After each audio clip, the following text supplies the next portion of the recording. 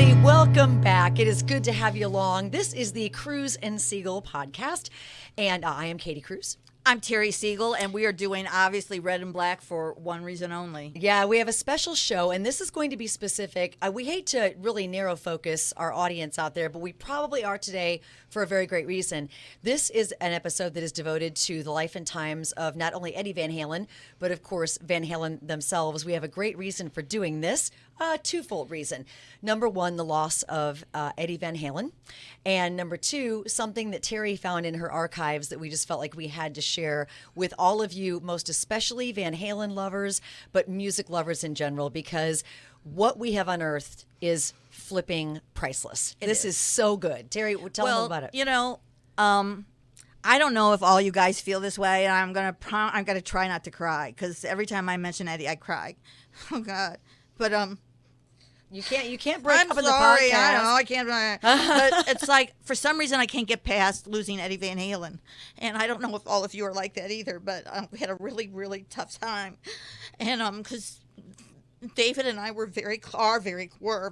We haven't seen each other in a long time, but you know, I hung out with the band. I was close to the band. It was the early '80s. It was the whiskey. It was rock and roll. It was the best time of my life, and David and I got very close, and you know, I was backstage with Eddie a lot, and but he was always approachable. He was always approachable, Yeah, but I was scared. nice guy, right? I was scared to go up to him. Sure. I don't know why. I was never afraid to go up to David, because, you know, he always wanted to karate kick me. I mean, Right. He always wanted to. He goes, "Come here, Terry. Let me show you what I learned today."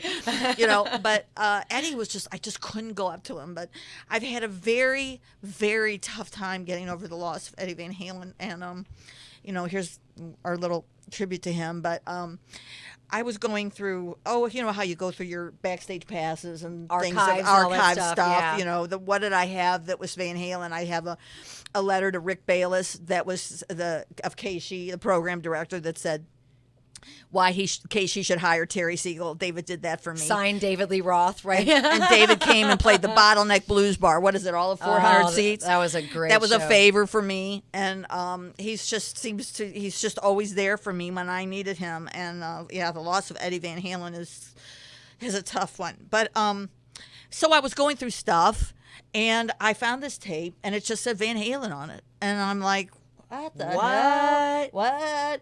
Yeah, and I didn't even have a cassette player. I had to go out and buy one, you know. Because this is from 1980? Yeah, and it was my literally, gosh. I was on the air at Q95 in Indianapolis. Hey, guys.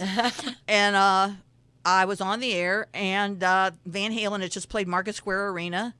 And I said, let's party afterwards. And we did. And we got it on tape. And this is something that has not been heard of since 1980, right? And I want you all to enjoy it, and for everybody that, you know, you can hear Eddie very clearly. You can hear them all in the back. I mean, you can tell they're coming off they're partying, they're into a night of drinking. I should say they're doing some heavy partying. And Dave. It's a little bit long. I think the interview runs about 23 minutes, but we thought we've got to air this in its entirety because, again, it hasn't been heard since it aired in 1980, and it's just a gem. I mean, it's Dave being Dave in all his glory, and Ed just laughing his butt off in the background. So without further ado, let's send it to our boys, Sean and Mike, to bring us in with some Van Halen and the unearthed Van Halen tape, 1980 Q95. Get ready.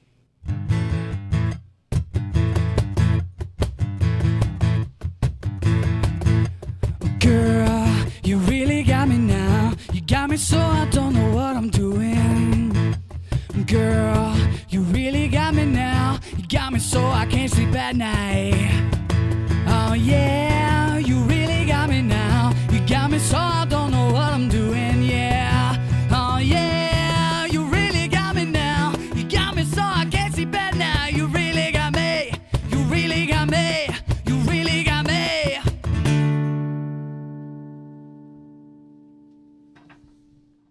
Beat at the top of the five smash go. I can't believe This is it. Sam and David Lee Roth from Van Halen. Yeah!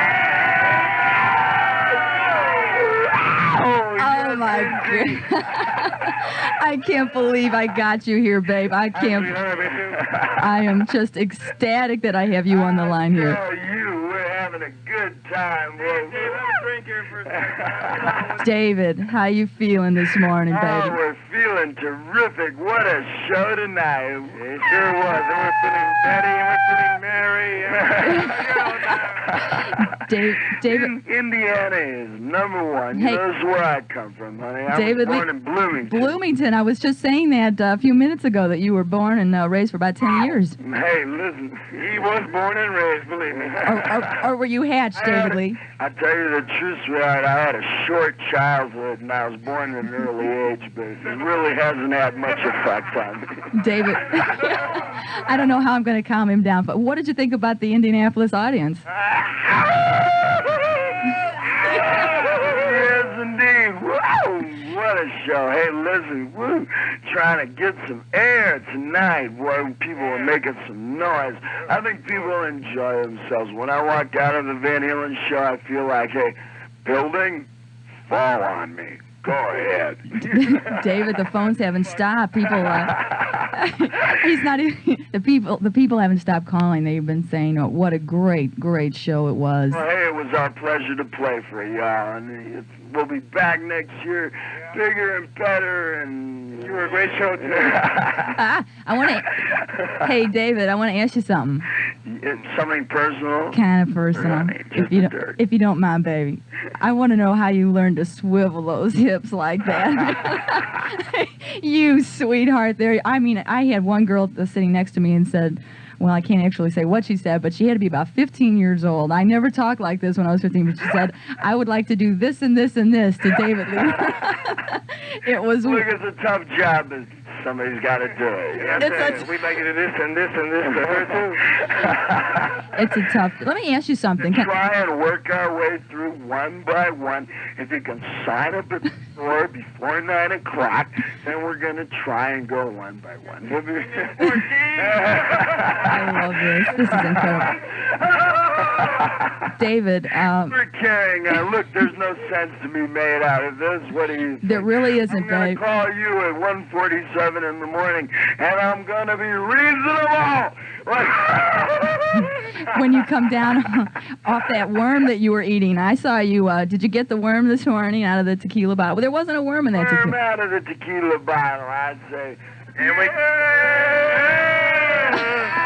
And we have the worm sister, too. Yes, indeed, senor.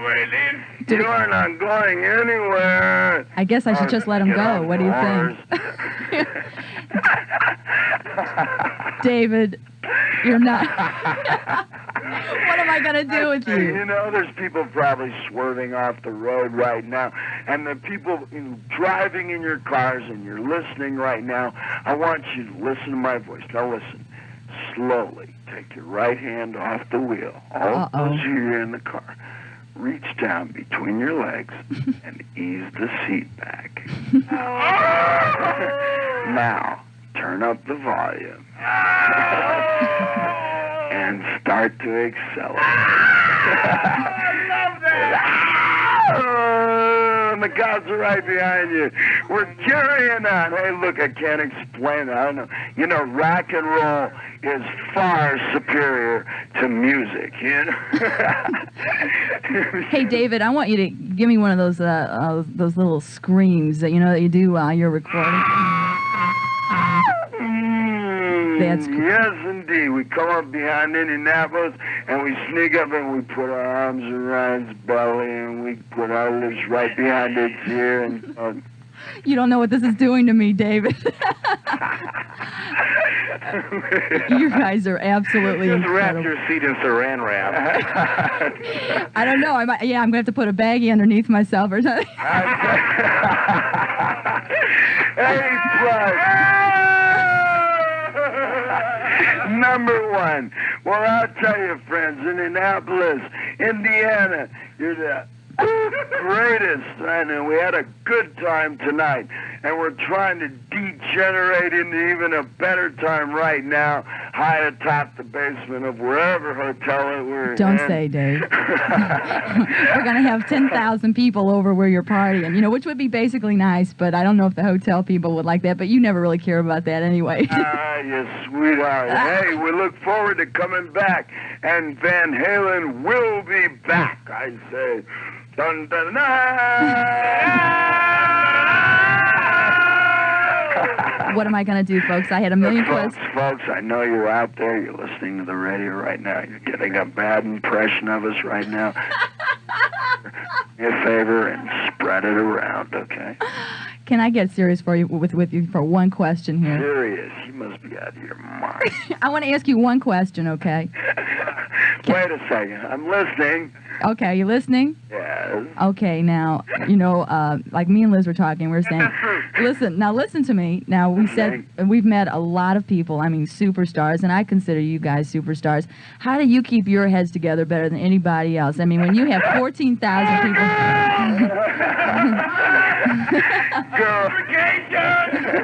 I take that back. I just take that. 30 people in the room. You're going to get 30 different answers. None of them are going to make any sense. It's going to be like the 30 Stooges up here. What do you want from me? Sensibility. Right. How we keep it together. You do. Boy, you've kept together. How long have you all been together? Have you... You can't say, huh? I forget the questions. Alcohol. And so, now in Indianapolis, Indiana, everybody, we're going to sing you a little song. You ready? Yeah, we're ready. Okay, take it away. Ba-dee-da-bum, ba-dee-da-bum, ba-dee-da-bum.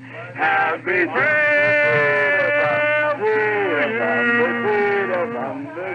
until we meet again.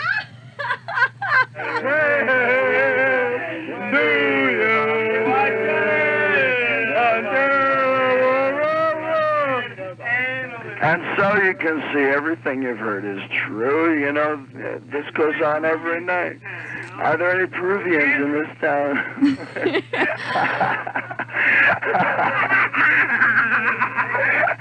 I cannot even ask you a question. I've tried to ask you some questions. I'm not even going to. The first question. I mean, people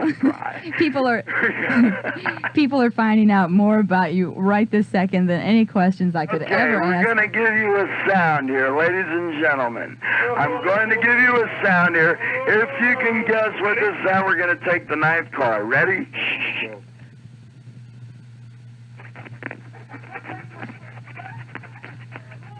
Can you tell what that is? Were you unzipping your pants? That's all right.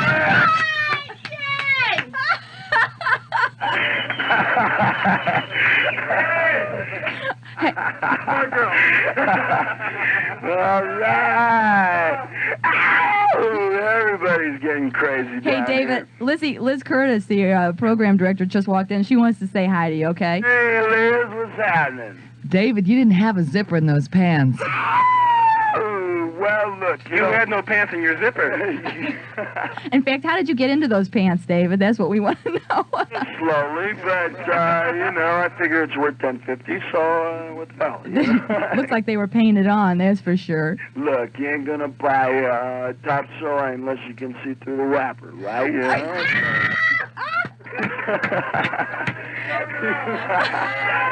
Friday beef! Liz loved that. And the weather today is high tonight and low tomorrow. A lot of darkness in between. Yes, indeed. Well, listen, guys, we're going to have to get back into some music here, but we've just done about 8 or so songs of yours right after the show. Hey, listen, Indiana. Wow. I'm crying. I'm From sorry. 1980. That's a gem. I mean, those guys were having a good time. And what'd you say? Boys will be boys. Oh, It doesn't boy. matter whether you're in Van Halen or you're in Sean and Mike. You Yeah. know, boys will be boys. Those boys are boys. We hope you guys dug that. Like I said, it's a pretty priceless gem for you Van Halen and music fans. And thanks, Terry, because that was cool. It was. If you listen real close, and if you want to listen again, if you taped it, you can hear Eddie just getting the biggest kick out of David. So, for what everybody set thinks about their relationship, I promise you, they loved each other. I don't was know, good they for a had their long ups and time. downs, but they were brothers, and they loved each other, and they fought just like you do with your own brothers. So, to you, to you, Eddie, Edward Van Halen. we love you.